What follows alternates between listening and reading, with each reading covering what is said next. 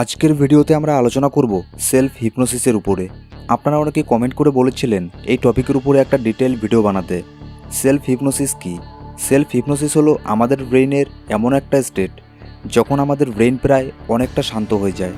সাধারণত আমাদের ব্রেইনে দিনে প্রায় 60,000-এর মতো থট বা বিচার এসে থাকে। সর্বক্ষণ আমাদের ব্রেইনে কিছু না কিছু বিচার চলতেই থাকে। মেডিটেশন করার সময় আমাদের ব্রেইনে খুব বেশি বিচার আসে না, আর মেডিটেশনের আরও ডিপ লেভেলে চলে গেলে বিচার আসা আরও অনেক কমে যায়। আর মেডিটেশনের আরও গভীরে গেলে বিচার আসা আমাদের ব্রেইনে একদমই বন্ধ হয়ে যায়। কিন্তু সেলফ হিপনোসিসের মাধ্যমেও আমরা আমাদের বিচারকে প্রায় শূন্য করে দিতে পারি। কিন্তু প্রশ্ন হলো, সেলফ হিপনোসিসের বেনিফিট কী? অর্থাৎ সেলফ হিপনোসিস করলে আমাদের তাতে কী লাভ? আমাদের চ্যানেলে অ্যাফার্মেশনের অনেক ভিডিও আছে, কিন্তু অ্যাফার্মেশনকে যখন তখন আর 10টা অডিওর মতো করে শুনলে তাতে কোনো কাজ দেয় না। কারণ অ্যাফার্মেশনের কথাগুলো আমাদের ব্রেইনে পৌঁছতে পারে না। কথাগুলো আমাদের কনসিয়াস বা চেতন মনের মধ্যেই থেকে যায়, সেগুলো আর আমাদের সাবকনসিয়াস মাইন্ড বা আমাদের অবচেতন মন পর্যন্ত যায় না। আর যে কোনো অ্যাফার্মেশন তখনই কাজ করবে যখন সেই কথাগুলো সোজাসুজি আমাদের অবচেতন মনের মধ্যে চলে যাবে। কারণ আমাদের সব ধরনের অভ্যাস, emotion, IQ, EQ, mind power সব কিছুকে কন্ট্রোল করে আমাদের অবচেতন মন। আমাদের চেতন মনের কাছে এইসবের কিছুই কন্ট্রোল থাকে না। আর যার ফলেই অনেকে প্রত্যেক দিন অ্যাফার্মেশন শুনে থাকার পরেও এর কোনো পজিটিভ রেজাল্ট পায় না, কারণ কথাগুলো আমাদের চেতন মন পর্যন্তই রয়ে যায়। মনে করুন আপনার হঠাৎ মনে হলো আমি এখন একটা অ্যাফার্মেশন শুনব। আপনি তাই মনে করে মোবাইলে একটা অ্যাফার্মেশন চালু করে হেডফোন লাগিয়ে শুনতে থাকলেন, কিন্তু এদিকে আপনার চেতন মন সম্পূর্ণরূপে জাগ্রত আছে।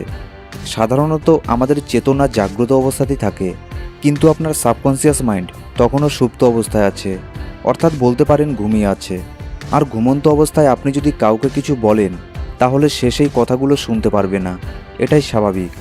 এক্ষেত্রেও তাই, আপনি যতই অ্যাফার্মেশন শুনে থাকুন না কেন তাতে কোনো কাজ হয় না, কারণ আপনার চেতন মন সম্পূর্ণ জাগ্রত থাকে আর আপনার অবচেতন মন ঘুমিয়ে থাকে।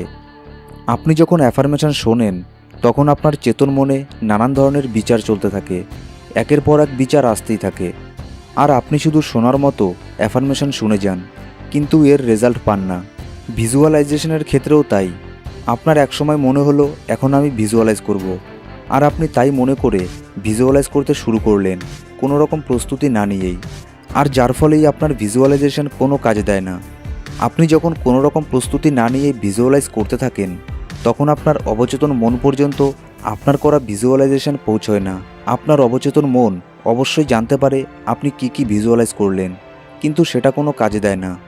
আপনি সারাদিনের ব্যস্ততম জীবনে যত কিছু এক্সপেরিয়েন্স করেন সেই সব ঘটনার মধ্যে আপনার করা ভিজুয়ালাইজ হারিয়ে যায়।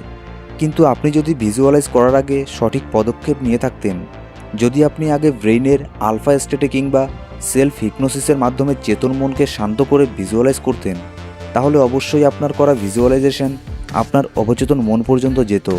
আপনার অবচেতন মন সেটাকে গুরুত্ব সহকারে তার মধ্যে স্টোর করে রাখত, এবং আপনার করা ভিজুয়ালাইজেশনের অনুযায়ী আপনার অবচেতন মন কাজ করা শুরু করে দিত। মনে করুন আপনি কিছু একটা চান, বা আপনার মাইন্ডে অনেক নেগেটিভ থট আসে, আর তাই আপনি আপনার মাইন্ডকে পজিটিভ দিক দিয়ে আরও বেশি শক্তিশালী করে তুলতে চান, যাতে আপনার মাইন্ডে বেশি নেগেটিভ থট না আসে।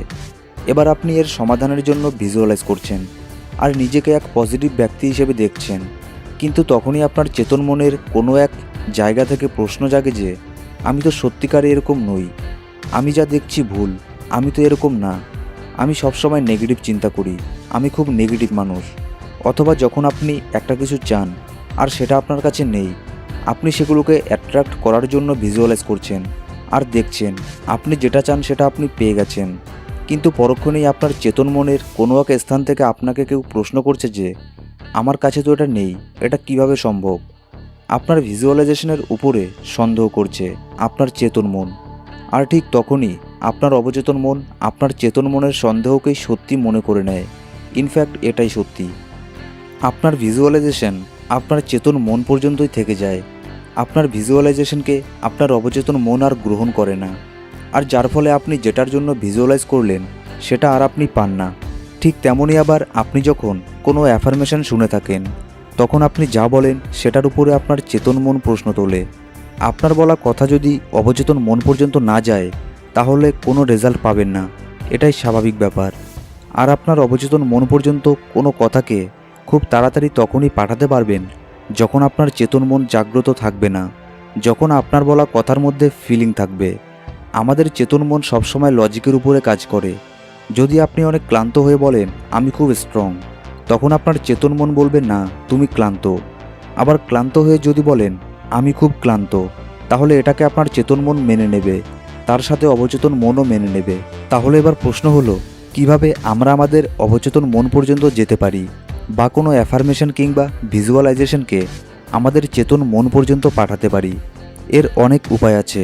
তার মধ্যে একটা হলো সেলফ হিপনোসিস, অর্থাৎ নিজেকে হিপনোটাইজ করেও আমরা আমাদের চেতন মনকে বাইপাস করে অবচেতন মন পর্যন্ত যেতে পারি। এছাড়াও আরও কিছু উপায় আছে অবচেতন মন পর্যন্ত যাওয়ার। আমাদের ব্রেইনের মোট 4টে স্টেট। প্রথম স্টেটের নাম হলো বিটা স্টেট। আমরা সাধারণত যখন জেগে থাকি তখন বিটা স্টেটেই থাকি।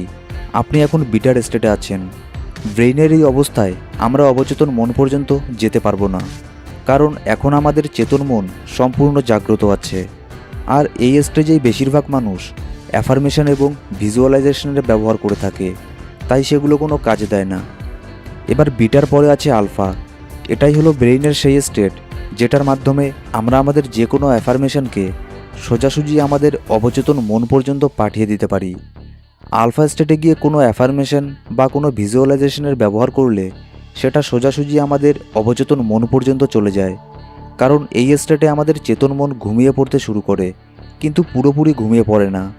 ব্রেইনের এই লেভেলে আমাদের চেতন মন ঘুমিয়ে পড়তে শুরু করে, আর যার ফলে আপনি তখন এই অবস্থায় যেটাই বলুন না কেন সেই কথার উপরে চেতন মন কোনো প্রশ্ন করবে না, কারণ তখন আমাদের চেতনা কোনটা সঠিক আর কোনটা ভুল কোনো কিছুর বিচার করার অবস্থায় থাকে না। যে কোনো ধরনের মাইন্ড প্রোগ্রামিং, হিপনোটাইজ ব্রেইনের এই আলফা লেভেলেই এসে করা হয়। আলফার পরেই আছে থিটা স্টেট।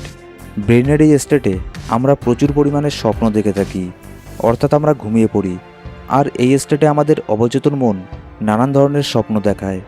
আমাদের অবচেতন মনের কাছে যে ধরনের ইনফরমেশন থাকে সেই ইনফরমেশনের উপরে ভিত্তি করেই আমরা স্বপ্ন দেখে থাকি। যেহেতু এই স্টেটে আমরা ঘুমিয়ে পড়ি, তাই ব্রেইনের এই লেভেলে কোনো ধরনের প্রোগ্রামিং করা সম্ভব নয়। এরপরেই আছে ব্রেইনের ডেল্টা স্টেট।